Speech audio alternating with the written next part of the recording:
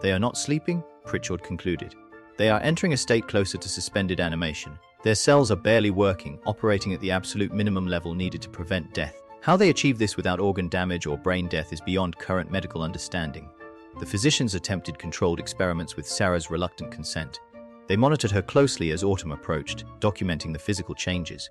Her appetite increased dramatically in late September. Her body temperature began dropping gradually in early October. By mid-October, she was sleeping 16 hours daily.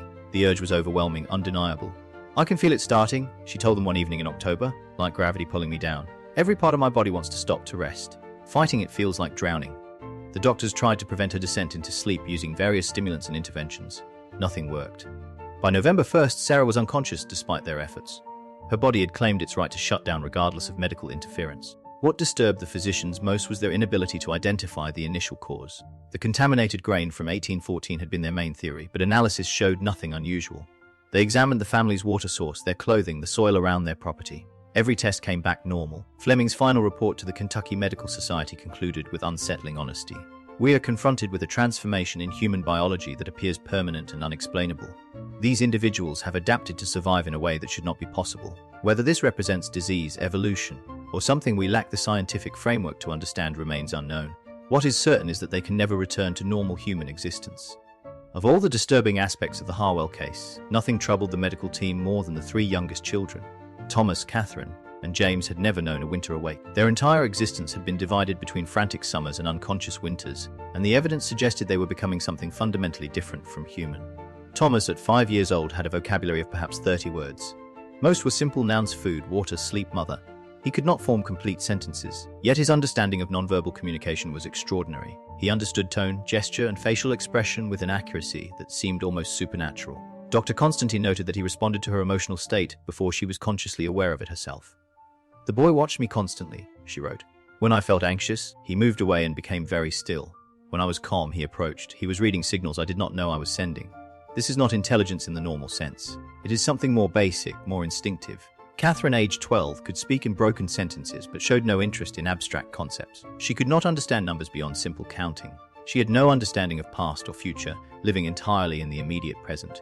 But she showed remarkable spatial memory, able to navigate complex environments after a single time through. She never forgot a smell or a face. When Dr. Fleming attempted to teach her basic math, she became upset and unresponsive. But when he hid food in various locations around the examination room, she found every piece within minutes, even those hidden in containers she had never seen before. Her mind had developed for survival, not civilization. James, 9 years old, never made eye contact with the physicians. He communicated through sounds rather than words. Soft grunts, low humming, occasionally a sharp bark of alarm. Physical examination revealed his jaw structure had slightly changed. The muscles overdeveloped from years of aggressive chewing. His teeth showed wear patterns consistent with eating raw meat, though the family insisted they always cooked their food during waking months. The most disturbing observation came during feeding times. The three younger children ate with their hands, hunched protectively over their plates, making low growling sounds if anyone came too close. They ate food rapidly, barely chewing, as if expecting it to be taken away. After eating, they immediately became sleepy, often falling asleep where they sat. Dr. Constantine attempted basic developmental assessments. She showed Thomas pictures of common objects, asking him to identify them. He recognized tools, animals, and food immediately. But when shown images of churches, schools, or groups of people, he became confused and anxious. These concepts held no meaning for him. He had never attended school, never been in a community gathering, never experienced normal childhood social development. These children are not delayed, Constantine concluded in her notes. They are developing along an entirely different pathway. Thomas does not need to read because his survival has never depended on reading ability. Catherine does not need math because she has other ways of understanding her environment. They are adapting to the existence they have been born into. The physicians attempted to socialize the children with others their age, bringing in several children from town under careful supervision. The experiment lasted less than an hour. The Harwell children showed no interest in play or conversation. They grouped together in a corner, watching the other children with blank expressions. When one town child approached Thomas with a toy, he grabbed it and tried to hide it, growling when asked to return it. Most troubling was their response to autumn. As September progressed, all three children began showing anxious behaviors. They hoarded food obsessively. They spent hours arranging and rearranging sleeping areas in their room. Catherine repeatedly asked when they could go back to the deep place, meaning the cellar. For them, sleep was not a curse to be cured, but a natural part of existence they actively craved. Dr. Brennan recorded a conversation with Elizabeth about her youngest children that revealed the depths of her despair. "They were born into this nightmare," she said quietly. "They think it's normal." Thomas has never played with another child. Catherine has never been to church. James has never heard music. What kind of life have I given them? They're my babies, but they're not children. Not really. There's something else, and it's my fault. When asked if she believed her children could ever live normal lives, Elizabeth's answer was immediate. No, and trying to force them to would be crueler than leaving them as they are. By August of 1835, state authorities had reached an unavoidable conclusion. The Harwell family could not return to their isolated existence, nor could they be integrated into normal society. What followed was a series of decisions that, while made with good intentions, would prove fatal. The Kentucky State Medical Board met to determine the family's fate. Dr. Fleming argued passionately for allowing them to continue their natural cycle under medical supervision. These people have survived 2 decades in this condition, he told the board. Interfering with their established pattern may prove more dangerous than the condition itself. But political pressure overwhelmed medical caution. Newspapers had published sensationalized accounts of the hibernating family, and public opinion demanded action. Governor James Morehead issued a directive. The Harwells must be treated, not accommodated. The state could not allow what amounted to an inhuman existence. The family was separated in September. John and Elizabeth were committed to the Eastern Kentucky Asylum for the Insane in Lexington. The institution had experience with unusual cases and facilities that could be adapted for their needs. Sarah, being of age and showing the most thinking ability, was given a choice. She chose to stay with her parents. The 3 younger children presented a different problem. They could not be classified as insane, merely developmentally abnormal. After lengthy debate, they were placed in the Kentucky Medical College's new experimental facility, where physicians could study their condition while attempting various treatments. The separation was traumatic. Elizabeth had to be physically held back as her younger children were taken away. The children themselves became violent, requiring multiple attendants to control them. Thomas bit one orderly badly enough to need stitches. Catherine screamed continuously for 3 hours. James went completely silent and refused to eat for 5 days. At the asylum, doctors put in place a strict protocol to prevent the family's autumn sleep. As September progressed and the Harwells showed signs of their typical pre-hibernation behaviors, staff gave them strong stimulants, coffee, medicinal compounds containing cocaine, cold water immersion, forced physical exercise. The treatments were agony. Sarah's testimony, recorded during a brief clear period, described the experience. It feels like being held underwater while your lungs scream for air. Every cell in your body is trying to shut down and they're forcing you to stay awake. Father stopped speaking after the first week. Mother just cries. I don't know how much longer we can endure this. By mid-October, John Harwell's health began getting rapidly worse. His heart rate became irregular. He developed tremors. The forced wakefulness was destroying his body's ability to control basic functions. On October 23rd, he suffered what physicians classified as an apoplectic seizure and died 3 days later. The autopsy revealed massive organ failure, as if his body had simply given up trying to function. At the medical college, the children fared no better. Doctors tried a different approach, attempting gradual adaptation rather than forced prevention. They reduced the children's food intake during autumn, hoping to eliminate the binge-eating behavior. They kept them in well-lit rooms to fight drowsiness. They engaged them in constant activity. Catherine began having convulsions in early November. Despite emergency interventions, she slipped into a coma on November 8th and died 2 days later. The physician's notes indicated her death resulted from metabolic collapse, though they could not explain the exact mechanism. The deaths shocked the medical community. Emergency meetings were called. Dr. Fleming submitted a furious resignation from the state medical board, arguing that the treatments had amounted to torture.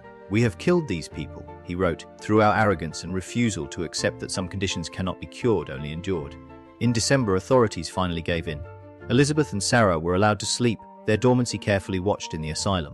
At the medical college, Thomas and James were given the same mercy, but the damage had been done. Their bodies had been pushed past the breaking point, their natural cycles disrupted beyond recovery. Elizabeth Harwell never woke from that winter's sleep. Her heart simply stopped in February of 1836, her body unable to maintain even the minimal functions of sleep after months of forced stress. Sarah survived until spring, but died in May, her system too weakened to handle the metabolic demands of waking. She was 20 years old. Thomas Harwell died in March of 1837, his small body failing during an attempted awakening. James survived until June, but his death was perhaps more merciful than continued existence. He had stopped responding to any stimuli, existing in a state between consciousness and sleep that physicians had no name for. The last of the Harwell family was gone within 2 years of discovery. Dr. Brennan compiled the final medical report in August of 1837. His conclusion was damning. "We discovered a family that had adapted to survive in an impossible state. Our response was to torture them back toward normalcy. Every member died in our care, victims not of their condition but of our intervention. This case stands as a testament to the limitations of medical science and the danger of assuming we understand things simply because we can observe them." The contaminated grain theory, which had driven much of the initial investigation, was never proven.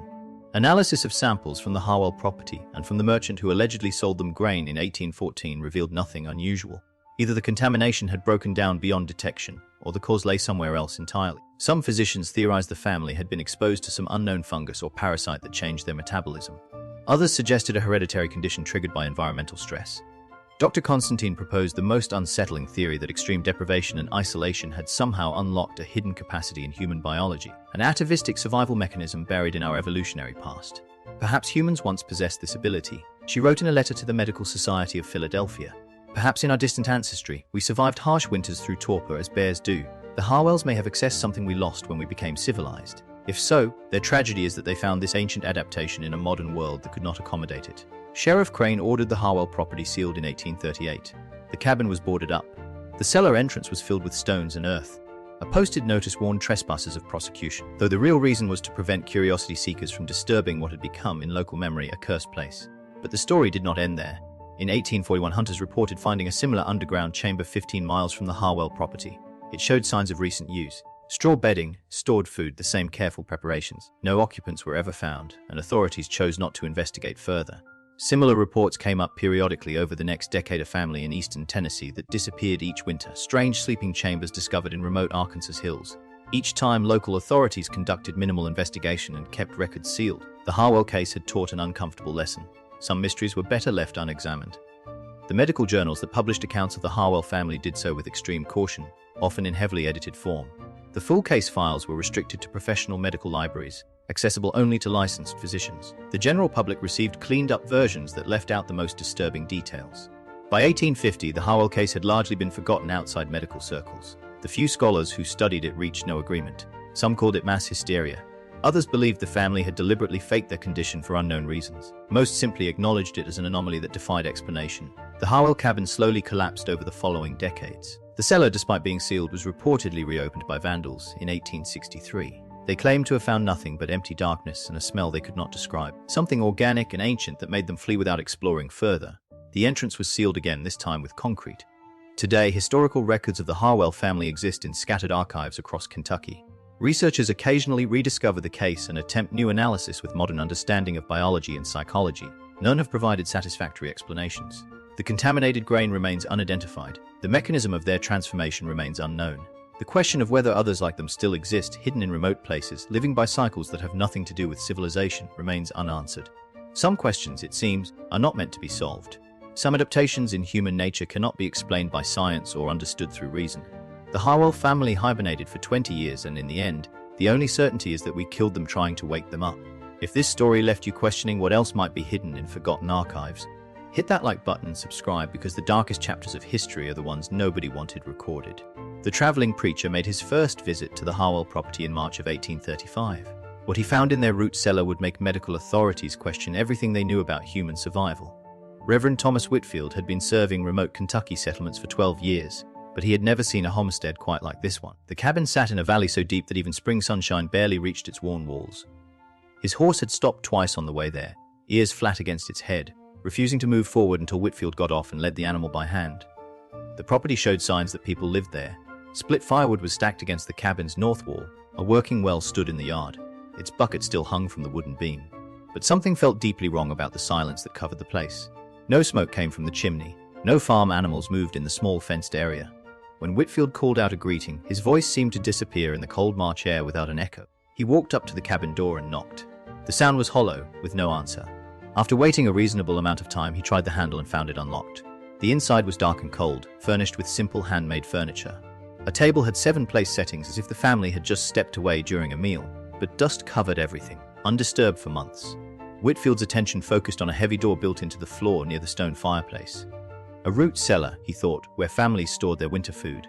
He called out again, announcing he was there, then lifted the door. Stairs went down into darkness. The air that came up from below was strangely warm, carrying an earthy smell he couldn't quite identify. He lit a candle from his saddlebag and went down carefully. The cellar was larger than he expected, going well beyond the cabin's foundation, and there, lying on thick beds of straw, were 7 human bodies. Whitfield's first thought was that he had found some terrible tragedy. The bodies lay completely still, their faces pale in the candlelight. But as he moved closer, he noticed something that stopped him cold. Their chests were moving, barely noticeable, maybe 3 or 4 breaths per minute, but definitely moving. He knelt beside the nearest figure, a woman who looked about 40 years old. Her skin felt cool, but not cold. When he pressed his fingers to her throat, he found a pulse so slow and weak that he had to count for a full minute to be sure it was there.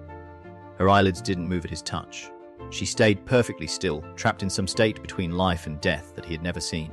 Moving from body to body, Whitfield saw the same impossible condition. 2 adults, 5 children ranging from about 5 to 19 years old, all breathing, all with weak pulses, none responding to his increasingly desperate attempts to wake them.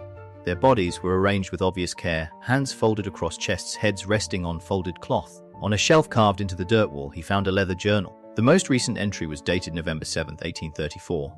The handwriting was rough but readable. "The sleep is coming earlier this year. We have prepared as best we can. May God forgive us for what we have become." Whitfield stood in that underground room for a long moment trying to understand what he was seeing. Then he climbed the stairs, got on his horse, and rode to the county seat. The authorities needed to see this. Whatever the Harwell family had become, they needed help that he alone could not give. Sheriff William Crane arrived at the Harwell cabin with 3 deputies and the county doctor the next morning. After confirming Whitfield's story, he immediately began what would become the most disturbing investigation of his career.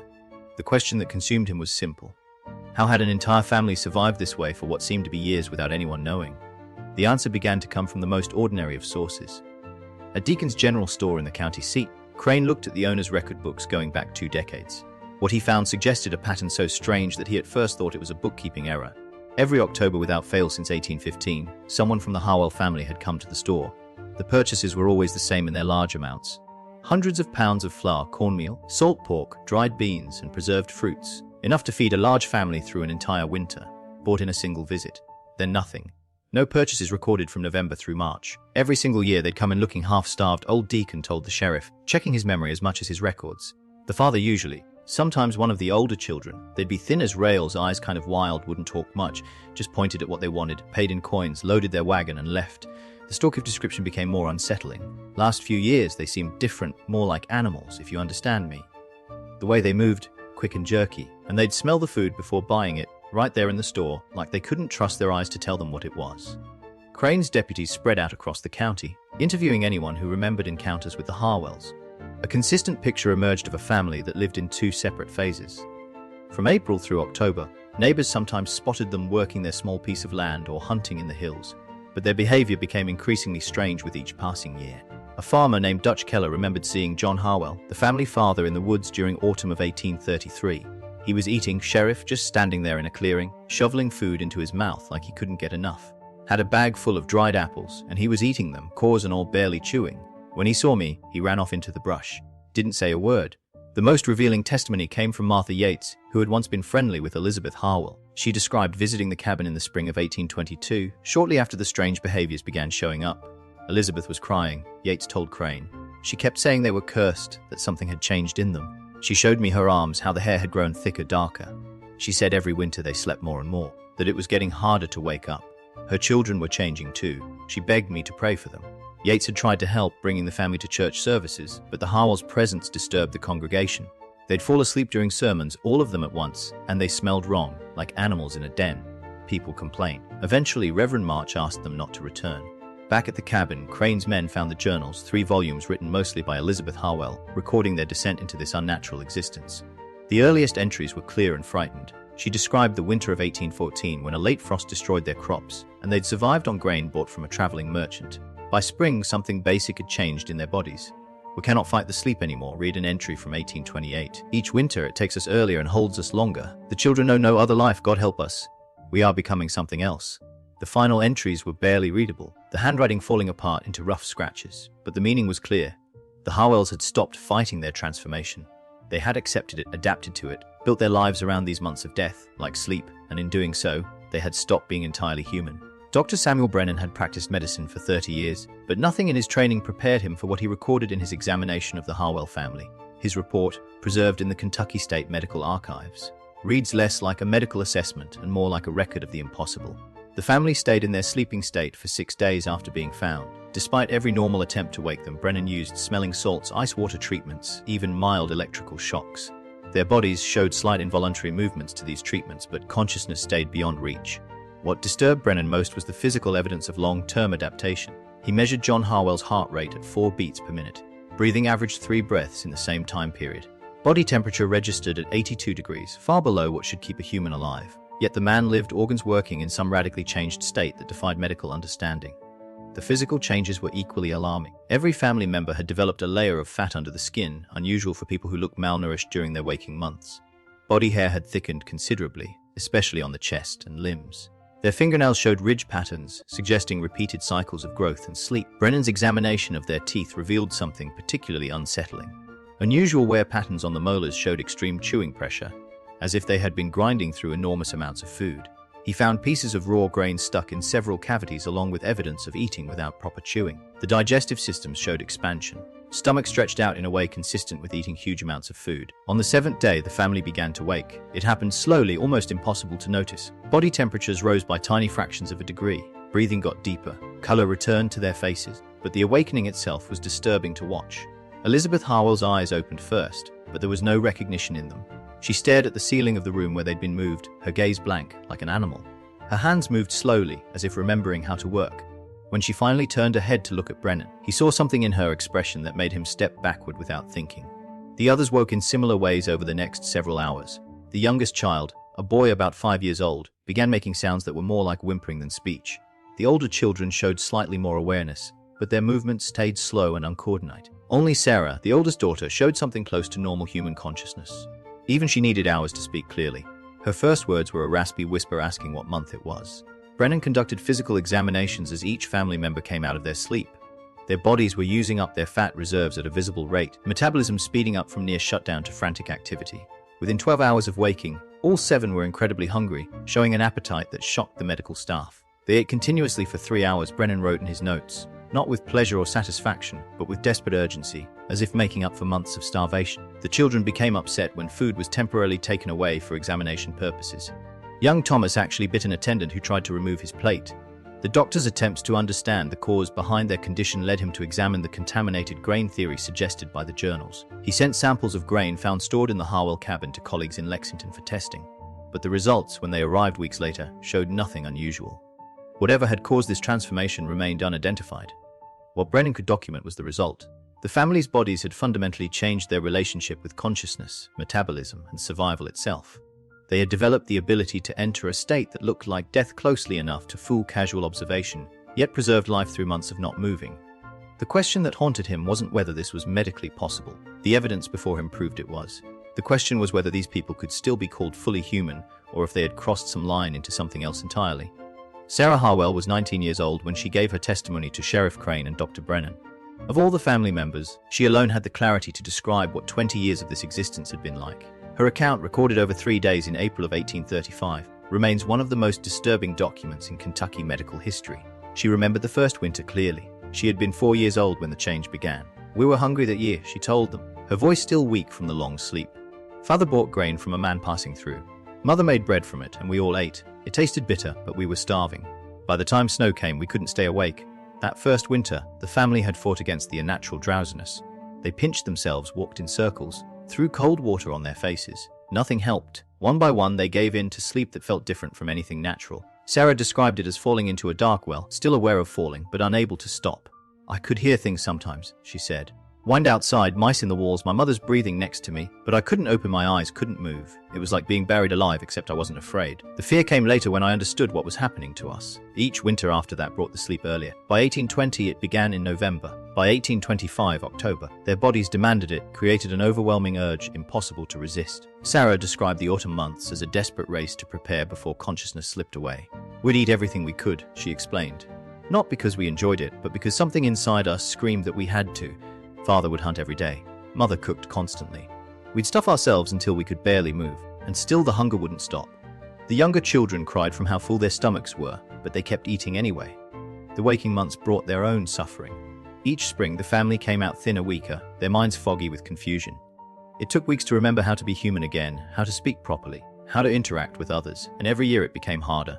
We tried to be normal when we went to town," Sarah said, "but people could tell something was wrong. They looked at us like we were diseased. Children threw stones. Men cursed at father, told him to keep us away. After a while, we stopped trying to fit in." Her younger siblings had never known normal life. Thomas, the youngest, was born in 1830. He had spent every winter of his 5 years in sleep. He barely spoke. His behavior was more like animal patterns than human ones. The same was true of Catherine and James, born in 1823 and 1826. "They don't understand why you're trying to keep us awake," Sarah told Brennan quietly. "They've never known any other way." When autumn comes, they start preparing the cellar without being told. They know what's coming because it's all they've ever known. She described the cellar preparations with disturbing detail. How they lined the floor with straw for warmth. How they positioned themselves carefully, learning through trial and error that certain positions prevented cramping when they woke. How they left food and water nearby for the first desperate hours of consciousness. Last winter I tried to fight it, Sarah said, tears finally coming. I wanted to stay awake. I wanted to prove we could still choose, but the sleep doesn't care what you want. It takes you whether you resist or not, and resisting only makes it more terrifying. She looked at the men, recording her words with an expression beyond her years. We're not a family anymore. We're something that looks like a family. We eat together, sleep together, but we're not living. We're just surviving one season at a time, waiting for the next sleep to come. When asked if she wanted to be cured, Sarah's answer chilled everyone present. I don't know if there's anything left to cure. Sheriff Crane's detailed inventory of the Harwell Root cellar revealed a space that had been systematically changed over 2 decades from simple food storage into something far more disturbing. Every modification showed a family's gradual acceptance that they were no longer entirely human. The cellar extended 30 feet beyond the cabin's foundation, dug deeper each year, according to marks scratched into the dirt walls. At its deepest point, the floor was 8 feet below ground level. The temperature stayed constant regardless of weather above, staying near 50 degrees, ideal for preservation, ideal for sleep. 7 sleeping areas had been carved into raised dirt platforms, each shaped to fit a specific body. The depressions showed signs of repeated use. The soil was packed hard and smooth from years of weight. Straw bedding filled each hollow, replaced yearly based on the different stages of decay in different layers. But it was the changes to the platforms themselves that disturbed investigators most. Shallow grooves ran along the sides where hands had rested in the same position winter after winter. The dirt walls behind each platform had scratch marks at shoulder height, suggesting unconscious movement during sleep. On the wall above John Harwell's sleeping area, someone had carved a rough calendar marking each winter survived with a single vertical line. 20 lines total. Personal items surrounded each platform in careful arrangement. Elizabeth's area held a small mirror and brush, objects from her former life positioned where she could see them when waking. Near Sarah's space lay several books, their pages warped from underground moisture.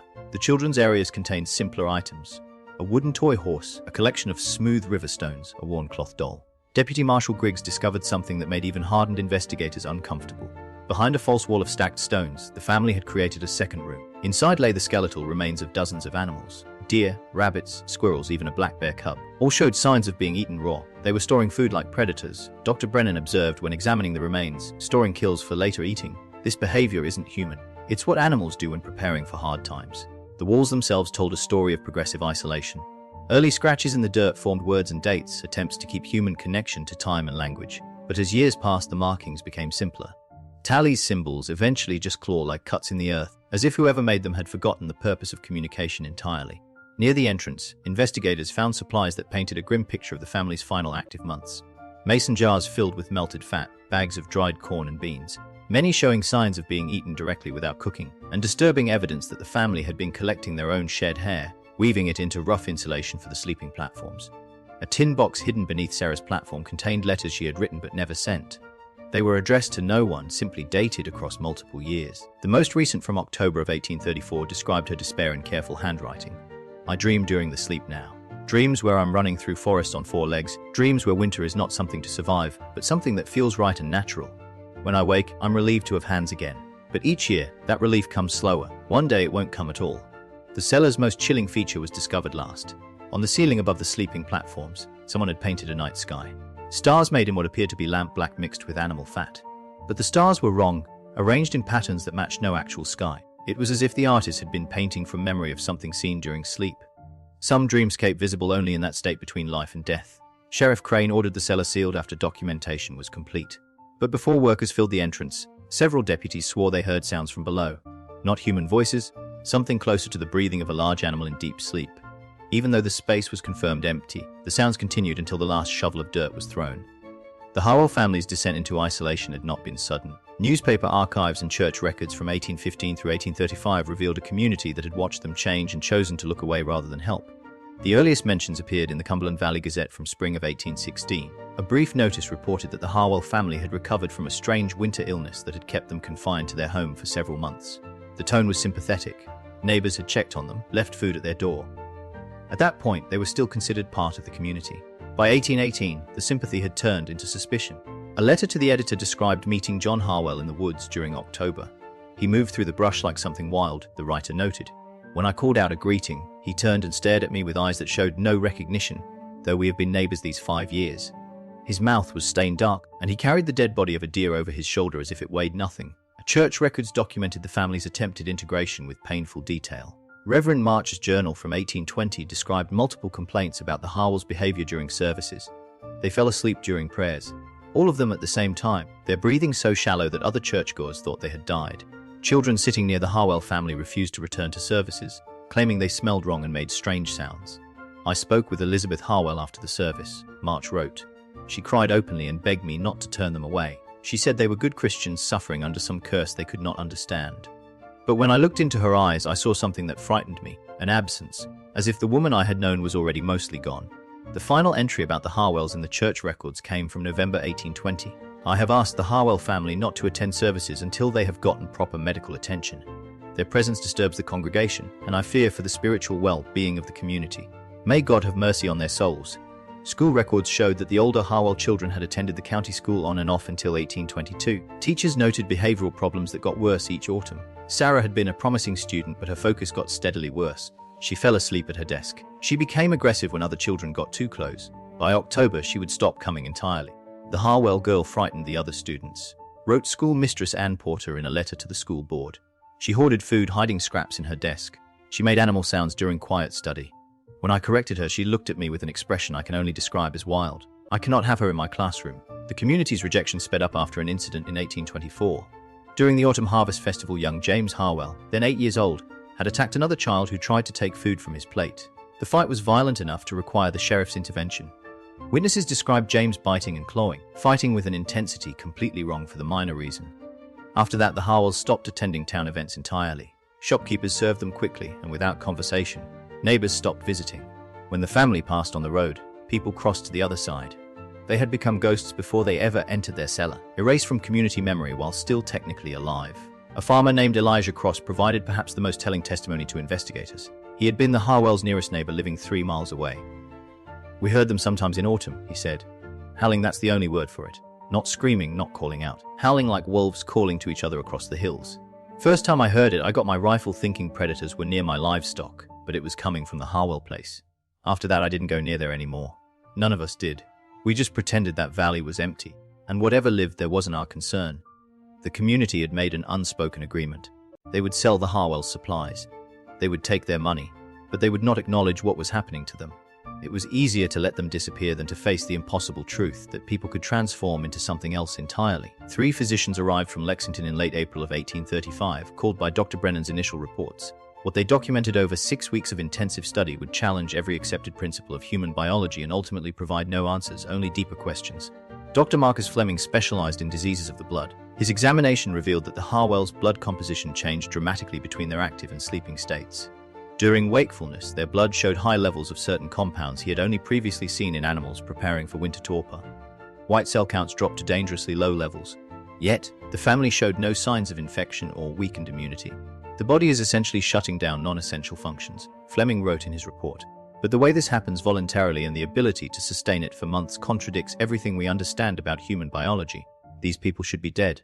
By every medical standard, their winter state is incompatible with life." Dr. Helena Constantine, one of the few women practicing medicine in Kentucky at that time, focused on the neurological aspects. She conducted tests on the family's reflexes, pain response, and thinking ability. Her findings were deeply troubling. The younger children, those born after the family's transformation began, showed significant developmental problems. Their ability to speak was severely limited. They showed problem-solving skills far below their ages, but in certain areas they exceeded normal human ability. Their sensory perception was extraordinarily sharp. They could detect smells imperceptible to the medical staff. They heard conversations through closed doors. Their night vision was remarkably enhanced. "I tested young Thomas in complete darkness," Constantine recorded. "He moved around the room without difficulty, identifying objects by touch and smell alone.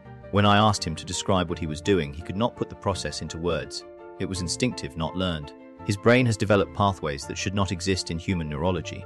The third physician, Dr. Alan Pritchard, attempted to understand the metabolic processes at work. He calculated that based on the family's body weight and the length of sleep, they should need approximately 1,500 calories per day to keep basic organ function. Over a 5-month winter, that meant they needed to store roughly 200,000 calories in fat reserves. The math was impossible. No human body could safely carry enough fat to fuel such long sleep. Yet the Harwells did it year after year. Pritchard theorized that their metabolic rate during sleep dropped to levels previously thought incompatible with mammalian life, perhaps as low as 5% of normal resting metabolism.